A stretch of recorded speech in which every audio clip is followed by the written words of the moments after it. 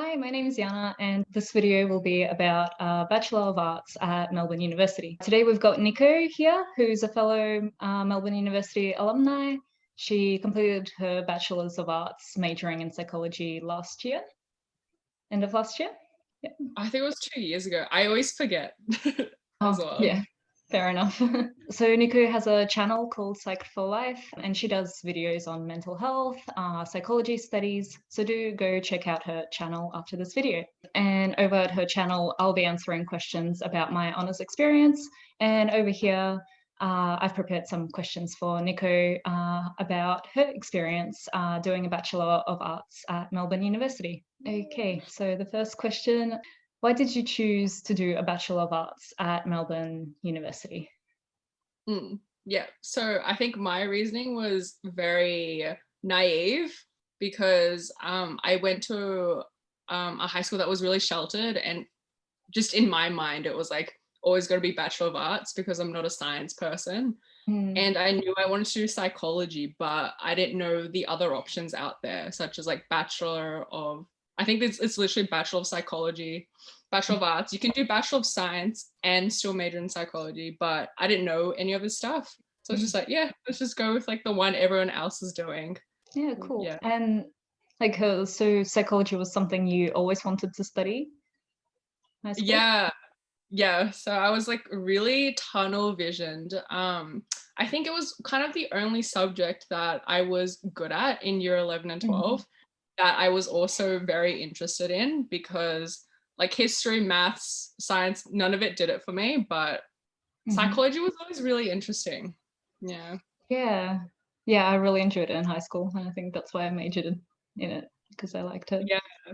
And so do you regret any of it? Like, would you change a different major or go to a different university if you had to do something different?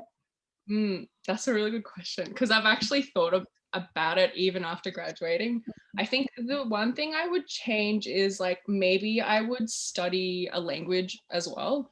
So like I'd still do psychology, but I think in addition do like a minor in like Chinese or Japanese. It'd help you to be more employable, but also I really like Japanese, so I really want to learn that. And it just Yeah. feels like a missed opportunity. I think I considered, doing like the language diploma, but it added like 6 months, which is why I decided not to do it. So yeah, I I know. kind of have the same feeling like, oh, maybe I should have gone and did the extra semester and ended up with a diploma. But, Yeah. and what was your favorite thing about the university or your degree? I guess the good thing about Melbourne Uni is that we have so many resources like allocated to like our social life on campus.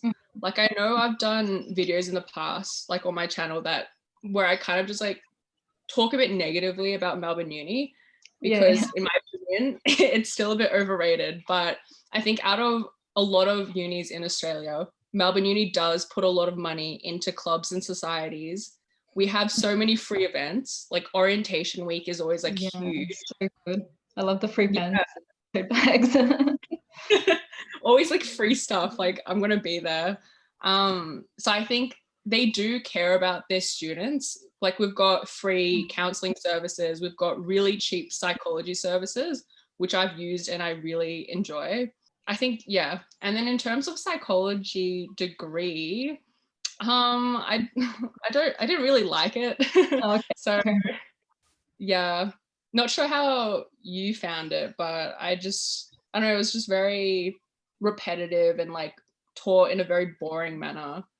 You can tell the people are smart though, but like they didn't really, how do I say, like they don't really teach the material. They kind of just like regurgitate what's on the Yeah, PowerPoint. it's like very content, kind of give the content and then you get tested on it.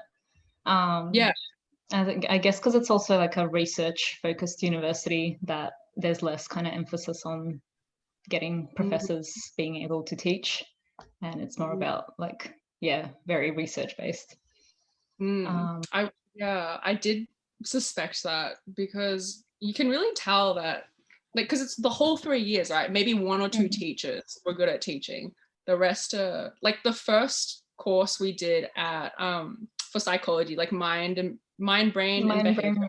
Yeah, I don't know if you remember this guy. I think his yeah. name is Jason or something like that. And he taught what's it called? He taught the Neurons. yeah, Like, yeah. It was just a very like you have to memorize like what this brain is and what this brain does. yeah. I swear that part was just like to weed out the people because it was just so intense. So yeah, it took me back a bit. And so yeah, like what kind of subjects did you take? It's been a while. I just remember doing personality psych. I really liked that. I did actually I can't really remember the others. I did biocognitive stuff like that, but I'm pretty sure those are all core. Developmental was really good. Oh, and psychopathology. I think that one was the best out of all of them. I took that one as well. I think a lot of people. Yeah.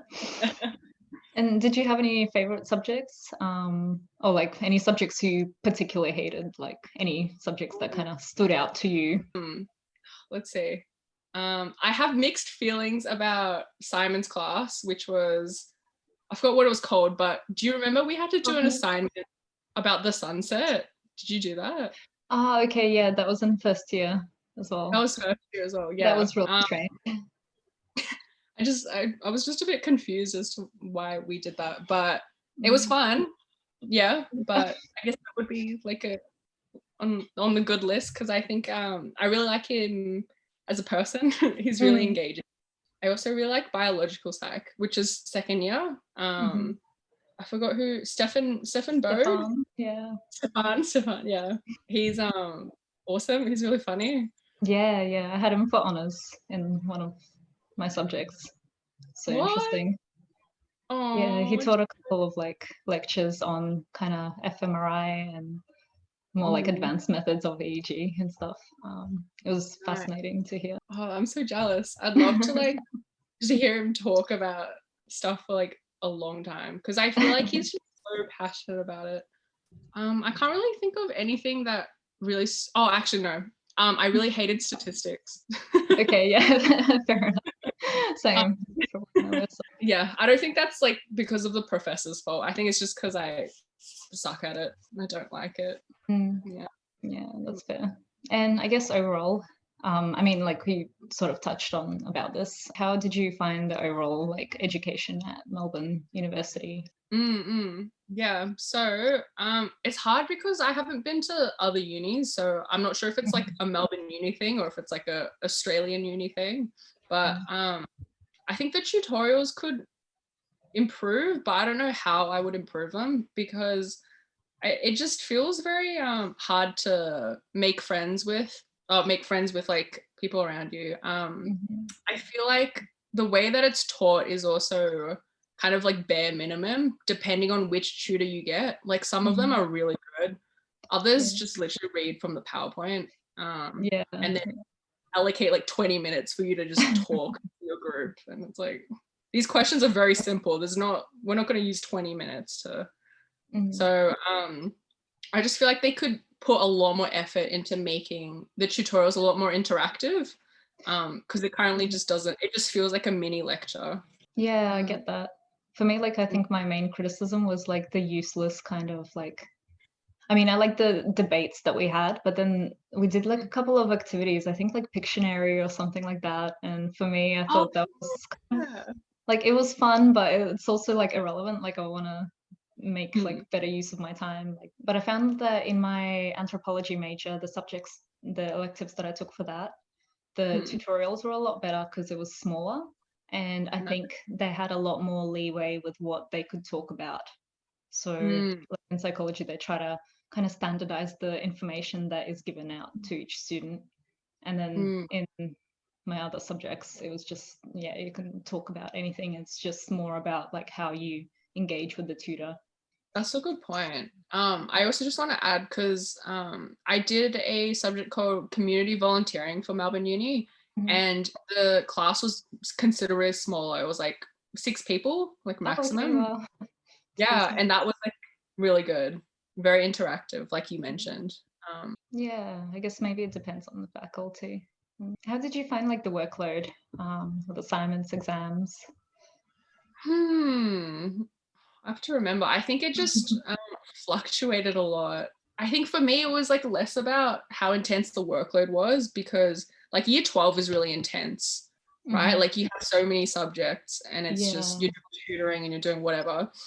So I think the workload is like to be expected. I just think the biggest thing was like lack of motivation, because Yeah, for like, sure. yeah, because I feel like people who can, you know, do uni most likely have already done a lot of like homework before and assignments. I think for a lot of us, it's just like losing motivation because like the lectures are very lackluster. The tutorials, like you can barely make friends in them. So it's like, why am I studying so hard? You kind of forget why you're doing Yeah. psychology. And I guess like you don't get forced to go as much. Like whereas in high school you got attendance, and then me going to tutorials literally just to make them bare minimum attendance. Personally, like I've heard mixed experiences in terms of like social life at Melbourne University in particular, like finding friends, extracurriculars. So did you want to talk a bit more about that? Like how did you find social life and the university experience for you at Melbourne Uni? How did I make friends? Well, let's see.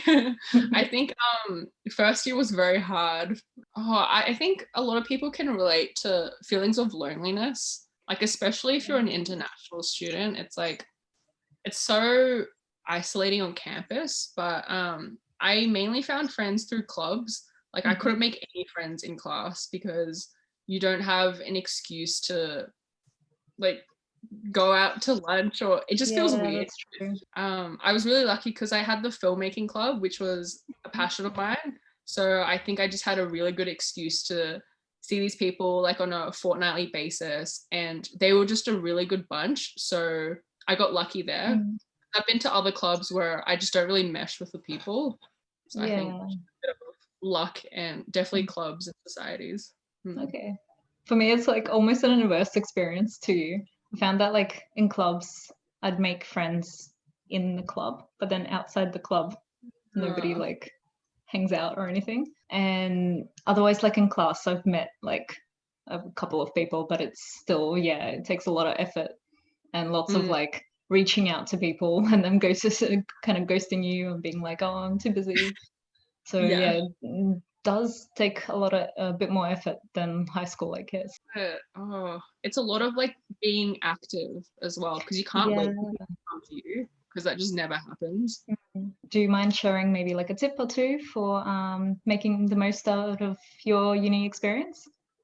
Oh, is this in relation to friends or just like broadly? Or overall, yeah, just Hmm. rounded experience. Oh God. Okay. Yeah. So I think number one would be like, oh my God, your score really matters in undergrad. Like I didn't realize how much, like I seriously messed up. I thought I could just power through the whole 3 years, and then whatever score I got, like as long as I passed, didn't matter.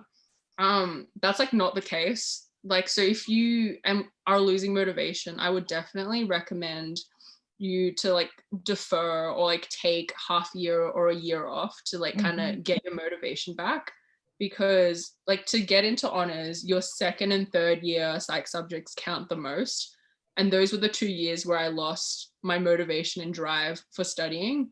So if you really want to get into honors, like I would definitely recommend taking more breaks, and it's okay if you finish a bit later, but as long as you have the grades, like I think that's all worth it.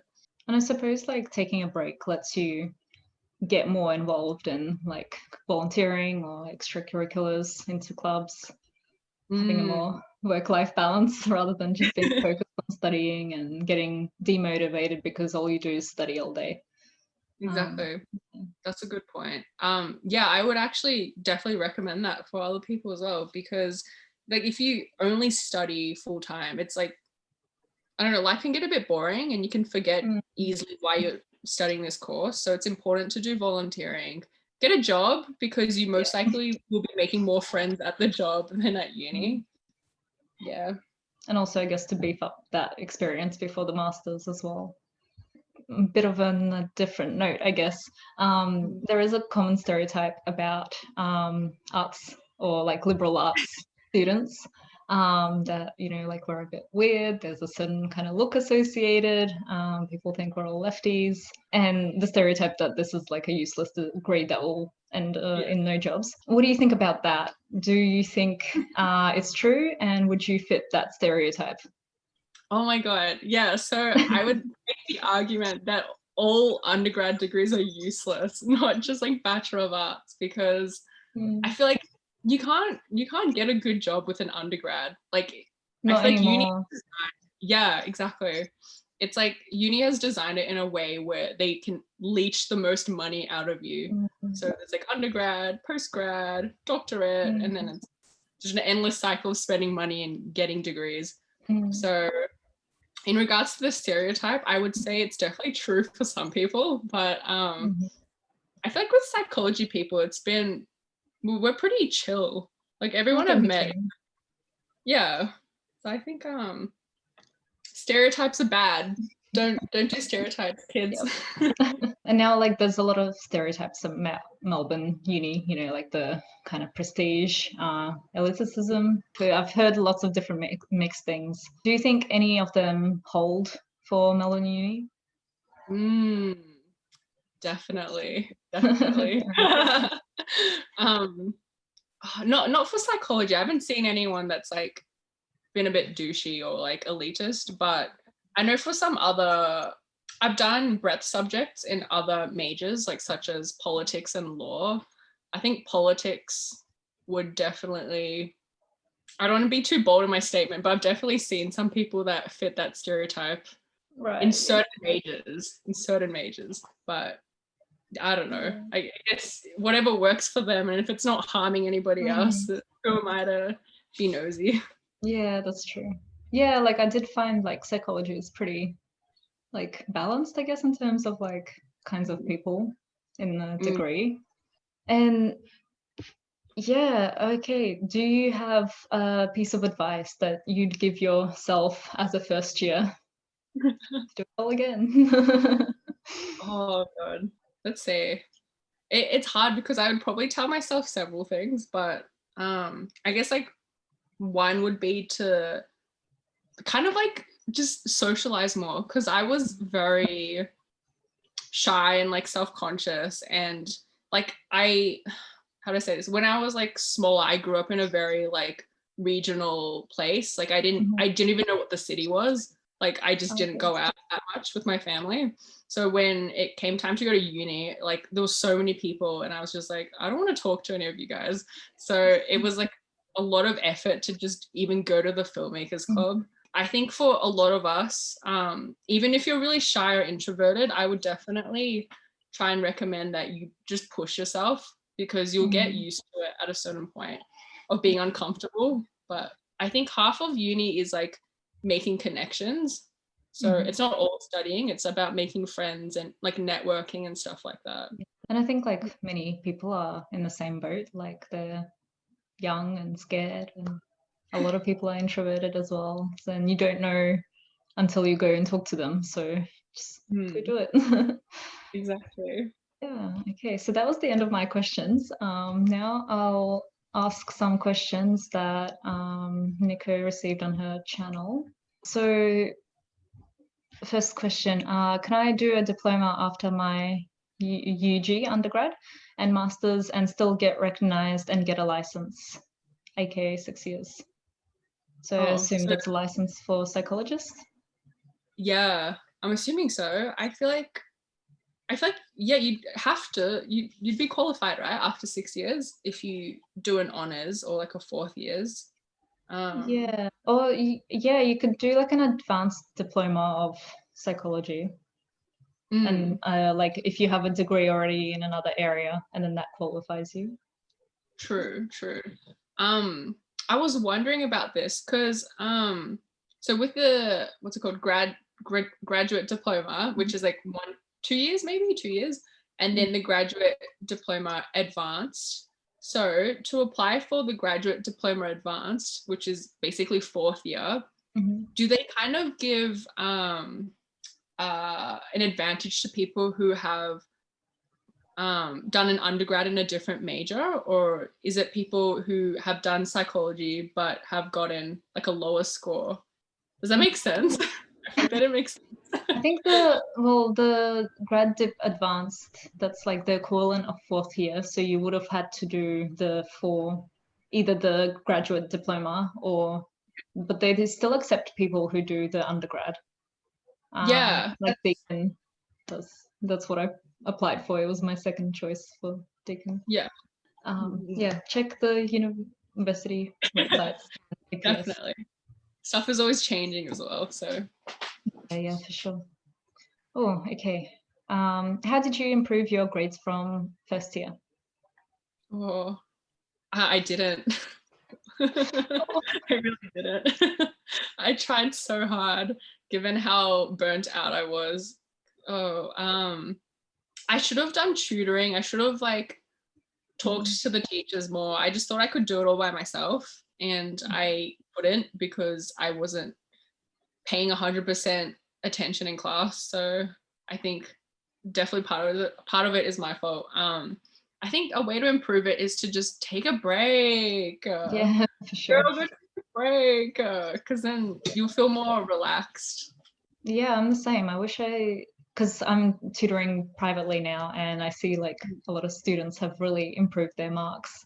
I've been thinking like, damn, I should have did more tutoring, got people like to proofread my essays at least, for a bit. Yeah, asking questions, for sure. I noticed that I've been getting like the few times that I've emailed teachers to ask them questions, I've gotten better marks. Nice. Awesome. Okay, could you give us some advice on writing psychology essays as an absolute beginner? I don't think I'm the person to ask.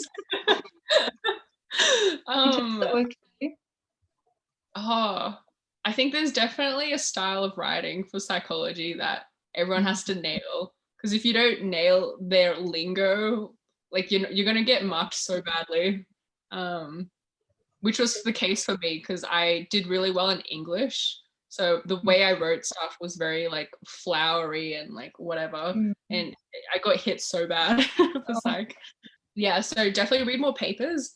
I also think you do have to get it checked by somebody.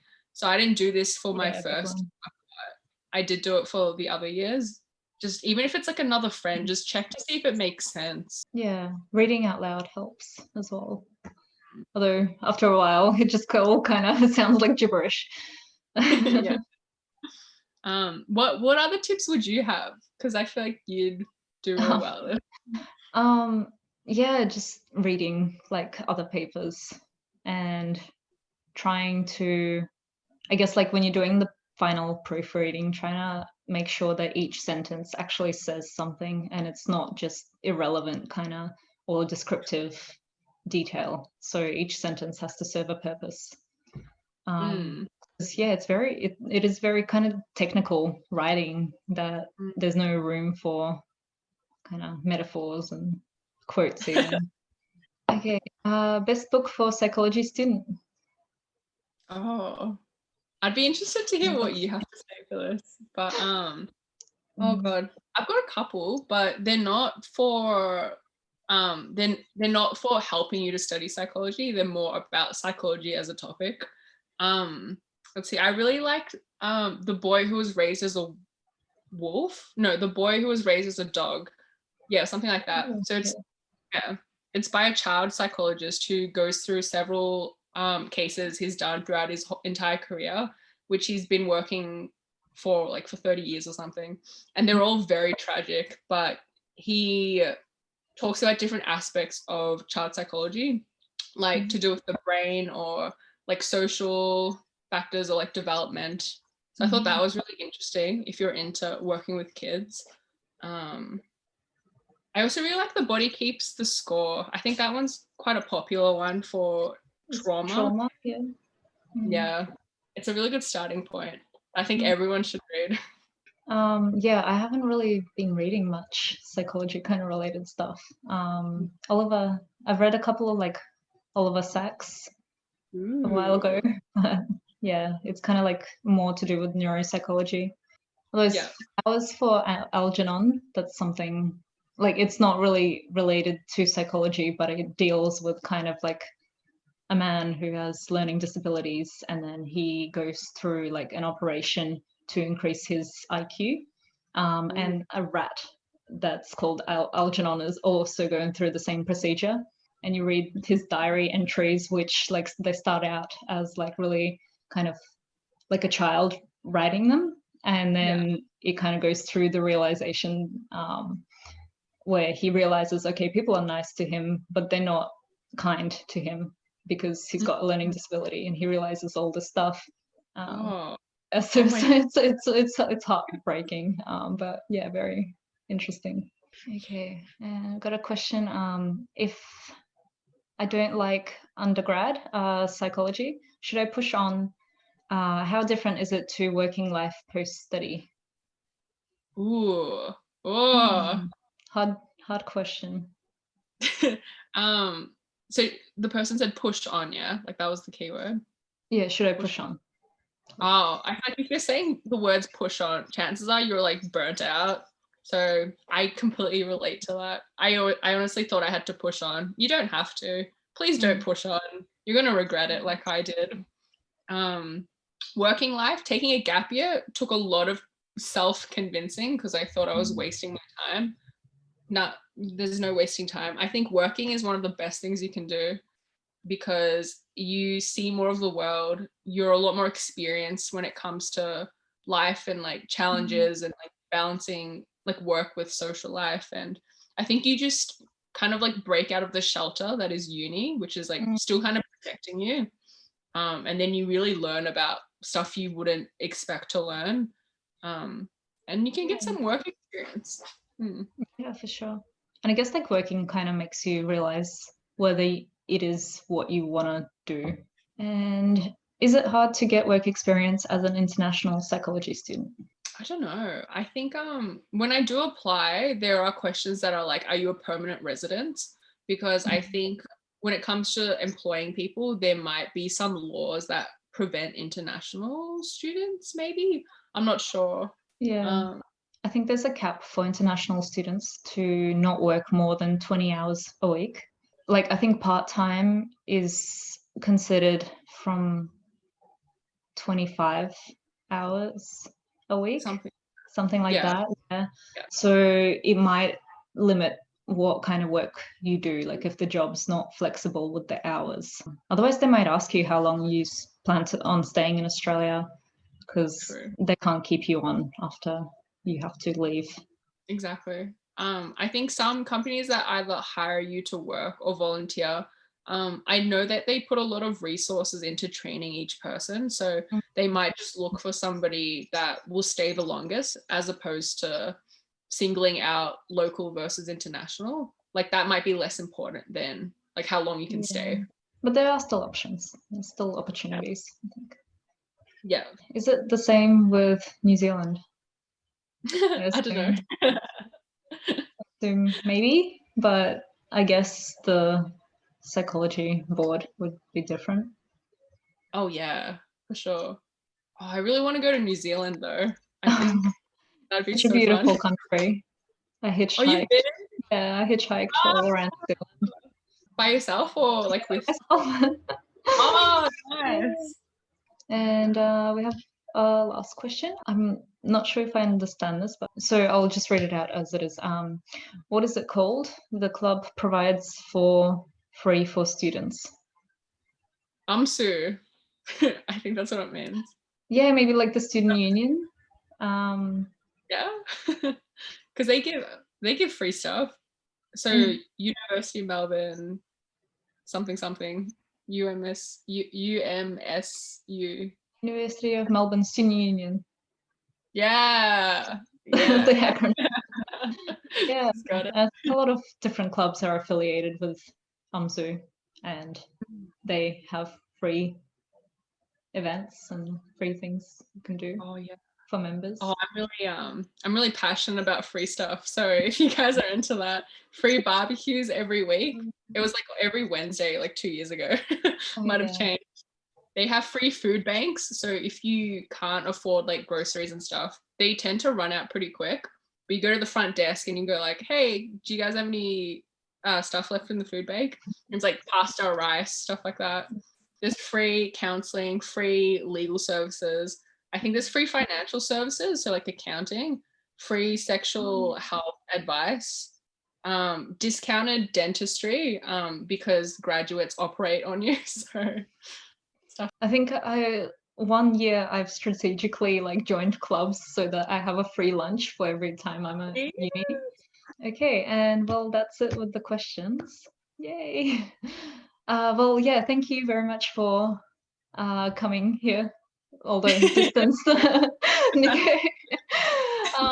And yeah, thank you for sharing your experience and answering some questions. It's been very enlightening, and it's nice to hear kind of different experiences, because I'm pretty overly positive sometimes, I think, about my experience, because I think maybe as a person that like the university kind of suited me. And then I know it can just be different for different people. So it's always good to hear different people's opinions. I agree with that. Yeah, don't take like our words as like the truth, because yeah, it's really important to talk to people about your experience, because you know, people will bond over how great or how not great certain things are. So I think this is a really important conversation, because before this, I just assumed that a lot of people felt the same way as me, but it's good to get another perspective to know that some people out there will like definitely love Melbourne Uni. Lots of different, I guess, experiences, and it's up to you, I guess, how you want to shape it. But then at the same time, you're also bound by like the constraints of the system. Yeah, well, thank you guys for watching. See you guys next time.